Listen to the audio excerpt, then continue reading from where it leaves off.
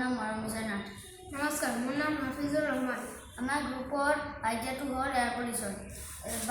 বায়ু প্ৰদূষণ আজিৰ দিনত বহুতো সমস্যা হয়। কিছুমান ক্ষতিকাৰক গেছ ধোঁৱা বায়ুত মিহলি হ'লে বায়ু প্ৰদূষণ কৰে।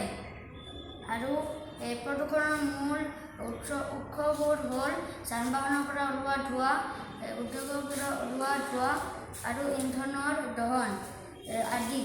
বায়ু প্ৰদূষণ হ'লে মানুহৰ কিছুমান শাৰীৰিক সমস্যা হয়, যেনে আজমা, হাঁওফাঁওৰ সমস্যা আৰু হৃদযন্ত্ৰৰ সমস্যা। ইয়াৰ লগতে জীৱ-জন্তু আৰু গছ-গছনিৰো বহুতো অসুবিধা হয়। সেইকাৰণে আমি বায়ু প্ৰতিৰোধ কৰিবলৈ যত্ন ল'ব লাগে। বিশেষকৈ ফেক্টৰীৰ পৰা ওলোৱা ধোঁৱা আমি প্ৰতিৰোধ কৰিবলৈ এটা মডেল তৈয়াৰ কৰিছোঁ।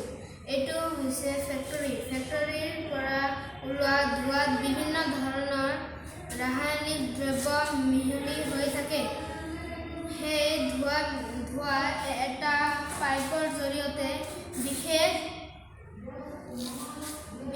এটা ৰুমৰ ভিতৰলৈ যাব আৰু তাৰ ভিতৰত বিভিন্ন ধৰণৰ যন্ত্ৰপাতি আৰু ৰাসায়নিক দ্ৰব্য থাকিব।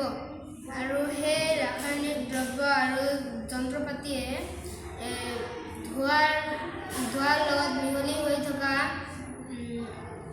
প্ৰদূষিত পদাৰ্থবোৰ শোষণ কৰি নিৰ্মল বায়ু এটা পাইপৰ সহায়ত বায়ুমণ্ডললৈ উলিয়াই দিব।